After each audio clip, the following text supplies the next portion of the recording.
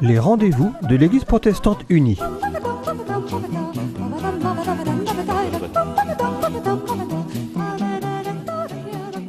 Aujourd'hui, je suis en compagnie du père Johan, qui est orthodoxe. Bonjour. Bonjour, bonjour. Voilà, vous allez vous présenter plus Oui. après.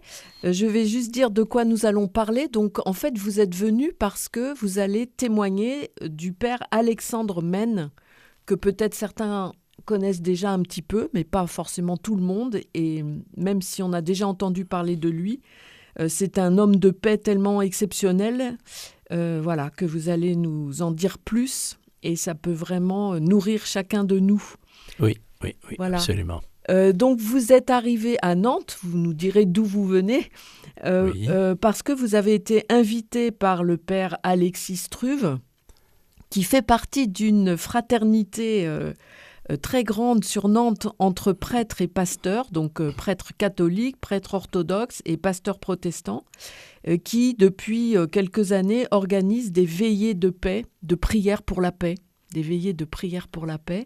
Oui. Voilà. Et donc, voilà, il s'agit d'une conférence œcuménique qui va présenter, où vous allez présenter le père Alexandre Mène. Tout à fait. Et c'est, disons, une occasion due au fait que cette année, ce sont les 90 ans de la naissance du père Alexandre Mène et les 35 ans de son martyre. De son martyr. Parce qu'il a été tué en 1990, un dimanche matin, très tôt le matin, lorsqu'il se rendait à l'église pour célébrer la liturgie. Mhm. Il a été tué par un inconnu d'un coup de hache à la tête.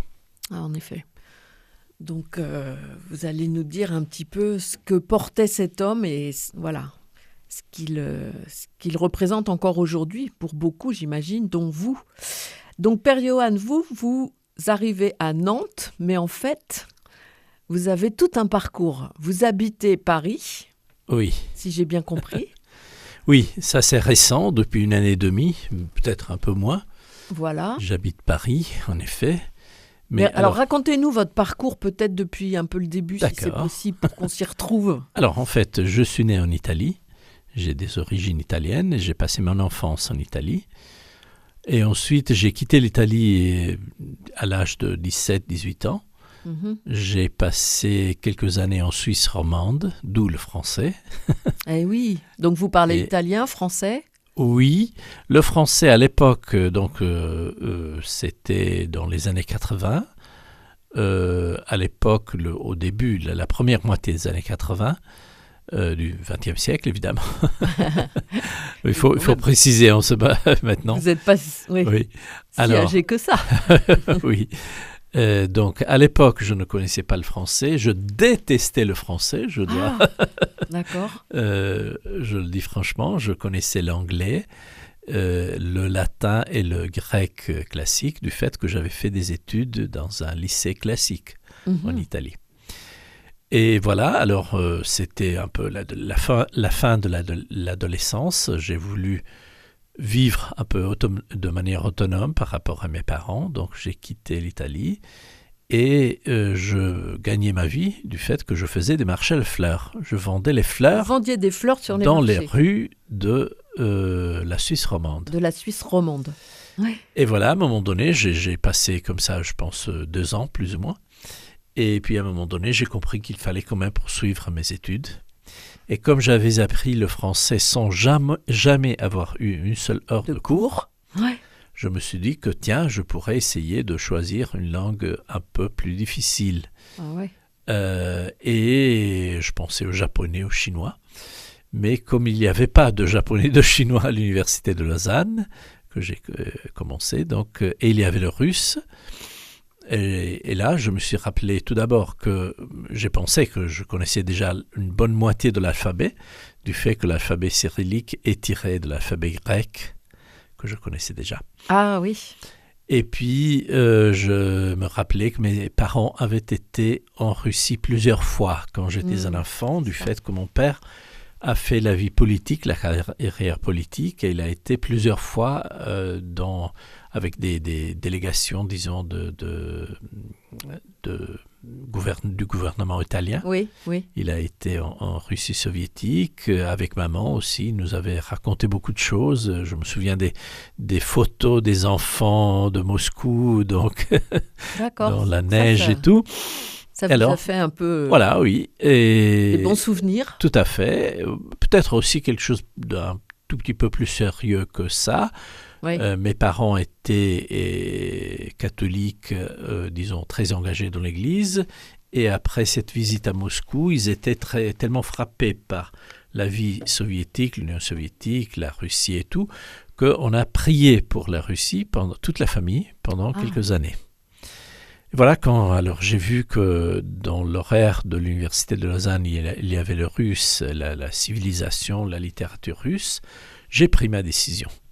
Et cela a quand même déterminé une bonne partie de ma vie parce que dès déjà le premier cours de la première année à l'Université de Lausanne, on m'a proposé une bourse d'études, donc un stage linguistique en Union soviétique à Leningrad à l'époque. C'était encore vraiment pendant l'époque soviétique, c'était en 1985, bien avant la fin du communisme. Mm-hmm. Et puis ensuite, ça c'était mon premier stage linguistique en Russie, et puis un deuxième, un troisième. Et bref. Donc là, vous étiez toujours catholique? Oui, et j'étais toujours étudiant de l'Université de Lausanne et ensuite de Genève. Ouais. Mais comme j'avais cette opportunité de faire des stages d'études de la langue, j'en profitais. Ce qui a fait qu'une bonne partie de mes études à l'Université de Lausanne et puis de Genève, en fait, j'étais déjà en Russie. Mm-hmm. Et finalement, j'ai écrit mon diplôme, mon travail de licence. Le mémoire ? Le mémoire, justement, oui, à l'Institut de cinéma à Moscou. Et puis je suis revenu en Suisse pour la défense du mémoire. Et j'avais entre-temps trouvé du travail comme traducteur dans une maison d'édition. À Moscou, oui, tout à fait, soviétique, donc maison d'édition de l'État soviétique. Et voilà, et depuis, cela signifie 1987 ou 88, je suis resté à Moscou, donc, et j'y ai passé 39 ans. D'accord, oui, c'est ça, vous êtes, on pourrait dire, quasiment plus reparti. Ah oui, parce que, disons, en Italie, j'ai passé 17-18 ans, donc ça fait presque plus que 2 fois de plus en Russie. En effet. Voilà. Donc j'ai toujours de la peine quand on me demande qui suis-je au point de vue de la nationalité. Évidemment, je suis italien, évidemment, j'ai un passeport italien encore aujourd'hui, mais j'ai passé toute ma vie adulte en Russie. En Russie. Donc, voilà. Alors, donc c'est quand vous étiez en Russie que vous avez connu Alexandre Men, dont on va parler après. Oui. Je voulais juste vous poser encore une question. Aujourd'hui, vous n'habitez plus à Moscou. Là, aujourd'hui Oui, alors, entre-temps, j'étais un étudiant et ensuite j'ai commencé à travailler comme traducteur, je viens de le dire, mais aussi j'enseignais la littérature italienne à Moscou dans plusieurs universités de la ville. Et à un moment donné, après la connaissance avec le père Alexandre Men, je me suis intéressé de plus en plus de l'orthodoxie et j'ai aussi fait des études de théologie orthodoxe. Et il y a 15 ans, j'ai été ordonné prêtre dans l'église et moine dans l'église orthodoxe russe. J'ai servi en tant que prêtre à Moscou et tout à fait au centre de Moscou, vraiment à côté de la place Rouge. Et il y a 1 année et demie, j'ai dû quitter la Russie pour des raisons, disons, de prudence, et puis ainsi dire, dû à la situation politique en ce moment en Russie, mais aussi pour des questions personnelles. À l'époque, j'avais ma maman encore vivante, mais très âgée. Mon père, il est toujours vivant, heureusement, grâce à Dieu. Il a 97 ans. Il se porte très bien. Mais alors, j'ai demandé de pouvoir être un peu plus proche de mes parents. Bien sûr. Et donc, c'était les deux choses à la fois. Une question, si vous voulez, aussi politique, mais aussi personnelle. On comprend ça. Voilà. Et donc, vous habitez à Paris. Et depuis, donc, j'ai passé quelques mois en Espagne, d'abord, dans une paroisse de l'Église orthodoxe russe, au sud de l'Espagne. D'accord. Et depuis presque une année et demie, je suis à Paris, à la cathédrale du patriarcat de Moscou, à Paris. La cathédrale du patriarcat de Moscou, à Paris. Au quai Branly. Très bien. Donc, merci beaucoup déjà pour nous avoir donné tous ces points de repère de votre vie qui en elle-même est déjà très intéressante, je trouve. C'est quel parcours.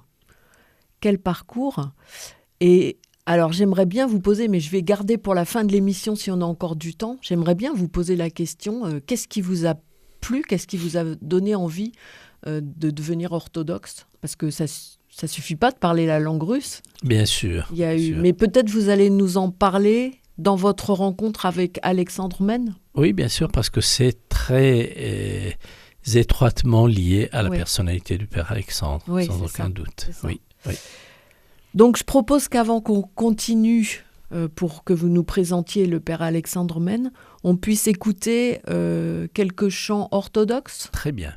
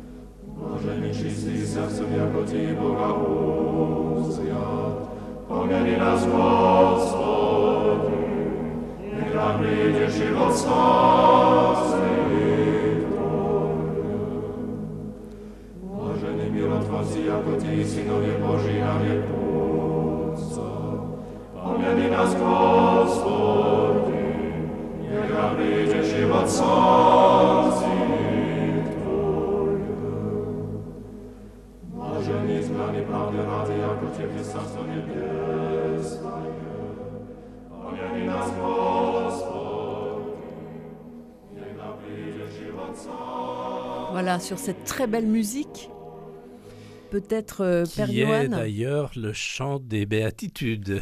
Voilà, le chant des béatitudes. Oui, justement, disons à moitié, de la liturgie. Donc au moment, du passage de la liturgie, de la parole à la liturgie eucharistique, avant la lecture de l'évangile, il y a cette procession avec l'évangile où le diacre et le prêtre sortent du sanctuaire, vont vers le peuple avec l'évangile, et justement c'est le chant des béatitudes qui est fait en ce moment. Oui, magnifique. Donc merci beaucoup. Alors, un jour dans votre vie, vous avez été invité chez des amis orthodoxes. Oui. Et vous avez rencontré le père Alexandre Mene. Tout à fait. Alors justement, moi je savais déjà qui était le père Alexandre parce que c'était un homme assez connu, c'était un des prêtres en quelque sorte de la dissidence orthodoxe les plus connus. Il avait écrit énormément de livres, donc c'était un théologien assez connu et aussi un pasteur très connu. Il avait des communautés très vivantes. Donc, il a été ordonné diacre en 1958 et prêtre en 1960. Donc, il a été prêtre exactement 30 ans. Et pendant ces 30 années, il a eu des communautés qui lui ont été confiées, toujours dans la banlieue de Moscou. Dans la banlieue de Dans Moscou. la banlieue de Jamais Moscou. à Moscou Jamais, même. non. Non. Et c'était même assez loin, disons une centaine de kilomètres plus ou moins de Moscou. Et néanmoins, il y avait beaucoup d'intellectuels de la ville qui faisaient la route chaque dimanche pour aller à la liturgie ou alors pour aller discuter avec lui. Parce que c'était un homme très cultivé. Il avait fait des études de biologie avant d'être ordonné prêtre, à cause du fait que, comme il le disait, la nature avait été son premier texte de théologie. Et il disait qu'il entrait dans une forêt ou alors dans un musée de paléontologie, par exemple, il disait comme on entre dans une église. Ah oui. Donc, si vous voulez, la nature, la science et la culture, pour lui, était quelque chose de très important. Il faut bien comprendre ça dans un contexte où les prêtres n'étaient pas normalement des personnes très cultivées. Parce que pour devenir prêtre, il fallait une autorisation du KGB, et cette autorisation était donnée seulement à des personnes très simples. Parce qu'évidemment, le parti ne voulait pas qu'il y ait des prêtres qui très réfléchissent cultivés. trop. Voilà. Alors, le père Alexandre était une exception. C'était un homme qui connaissait parfaitement l'histoire, la littérature, les arts, la science, comme je viens de le dire. Et donc, il était en mesure de discuter, de parler, de témoigner aussi vis-à-vis des intellectuels, des gens très cultivés. Et donc, ces acteurs, écrivains, musiciens, etc., qui, depuis Moscou, faisaient cette centaine de kilomètres pour aller le voir, discuter avec lui, et qui, finalement, beaucoup d'entre eux se sont fait baptiser. Des gens très connus, comme par exemple le barde de l'intelligentsia de Moscou, Galitch, qui est une espèce de Jacques Brel, disons, de la Russie soviétique. Il a été baptisé par le père Alexandre Men. Ou alors la veuve du poète Mandelstam, qui était aussi un poète très connu. Mais aussi, il a assez bien connu Solzhenitsyn et beaucoup de gens, des intellectuels, disons. Alors, une des définitions qu'on a données du père Alexandre, c'était que c'était le missionnaire de la tribu des intellectuels. Ah ouais. Tribu, parce que les intellectuels, comme l'a dit la personne qui a donné cette définition, qui est lui aussi un philosophe orthodoxe, Sergei Averintsev, il disait c'est une tribu assez sauvage. Et avoir affaire avec des intellectuels, c'est beaucoup plus difficile qu'avec des gens simples. Et alors, du coup, ça me pose une question, c'est le père Alexandre Men, qui était quand même très connu et tout ça, il n'a jamais été nommé à Moscou même. Est-ce que c'est parce que les pouvoirs politiques se méfiaient de lui, justement ? Sans aucun doute. Ah oui, bien sûr, on le gardait à Moscou, à distance. il aurait été beaucoup plus dangereux, disons, parce que c'était un homme qui avait un rayonnement, si vous voulez, apostolique assez extraordinaire. Alors, tout d'abord, c'était un pasteur, parce que alors oui, il y avait des intellectuels, mais dans les petites villes de la banlieue de Moscou, où il a été prêtre, il y avait aussi des gens tout simples, donc de la campagne, et des babouchkas russes qui étaient à côté des intellectuels et ils formaient une seule communauté. Et cela était déjà assez étonnant. Oui, et il parlait à tout le monde. Tout à fait. Il avait la même attention pour des personnes très simples, pour des enfants, disons, des adolescents ou alors des babouchkas de la campagne, que la même attention qu'il avait pour des intellectuels assez connus. Alors, si on veut connaître un peu ce qu'il disait, aujourd'hui, quels sont les moyens ? Est-ce qu'il y a des livres Alors, le père Alexandre a écrit plus qu'une vingtaine de livres. Donc, c'est des livres... Tout d'abord, il a écrit un dictionnaire de la culture biblique. C'est le travail d'un institut. Ce sont 3 tomes très... Ah oui. Oui, alors tout à fait, c'est quelque chose d'assez étonnant.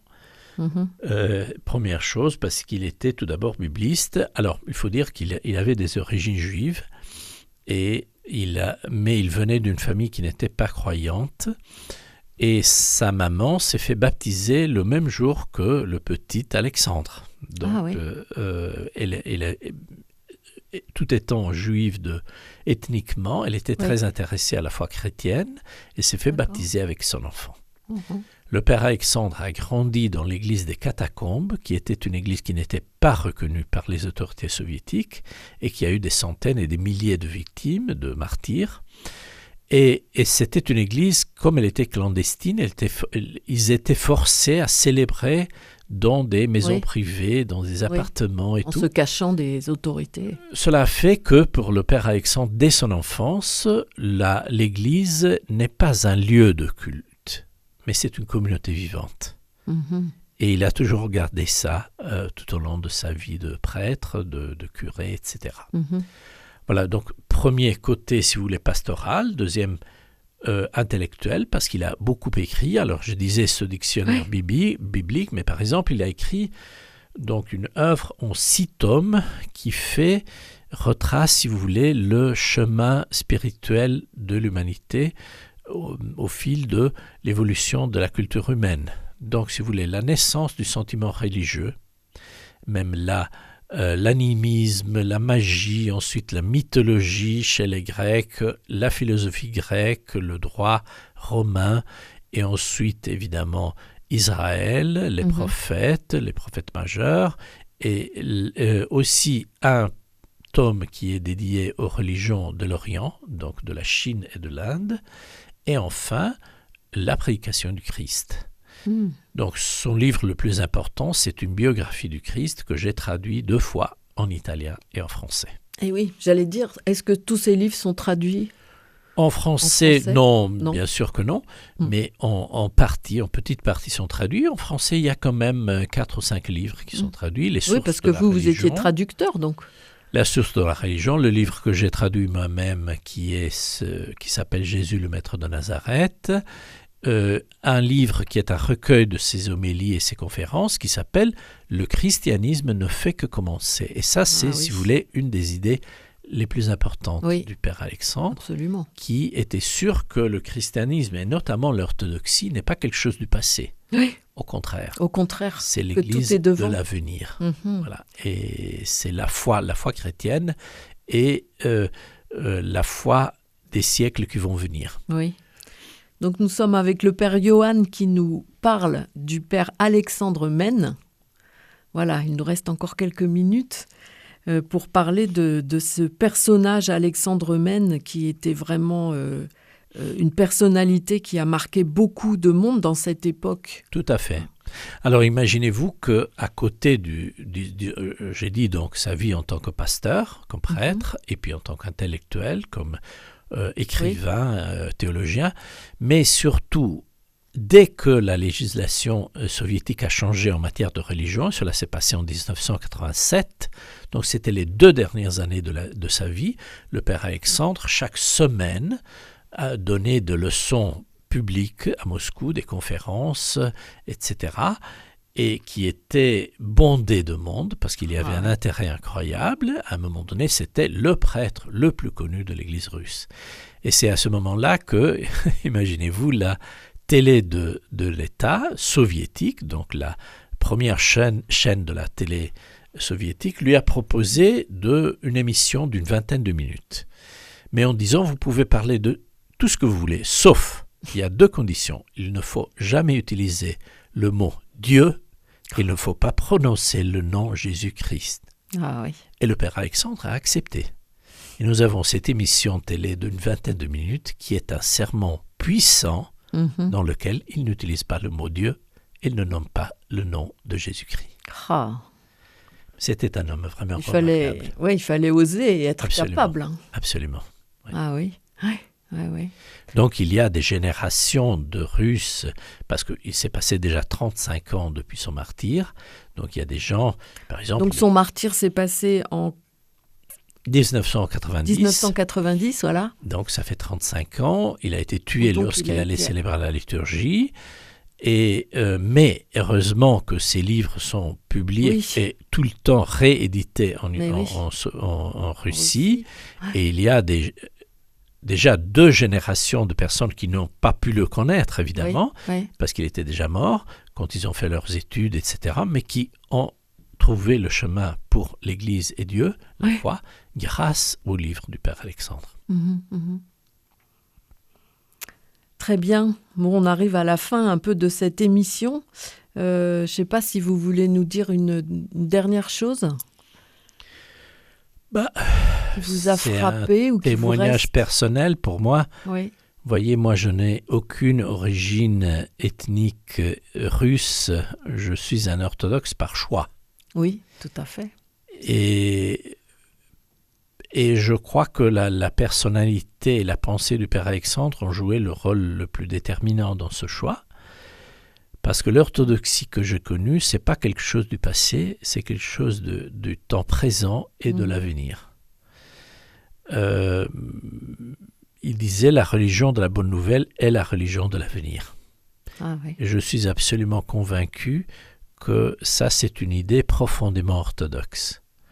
Donc l'orthodoxie pour moi aussi, ce n'est pas un musée de l'Antiquité, mais c'est la foi en le Christ ressuscité qui est toujours présent, qui est toujours jeune, qui est toujours moderne, qui est toujours contemporain.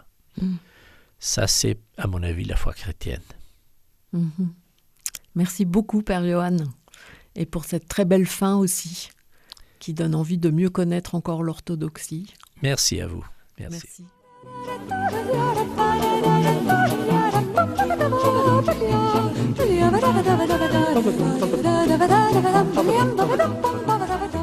C'était les rendez-vous de l'Église protestante unie. Da da da da da da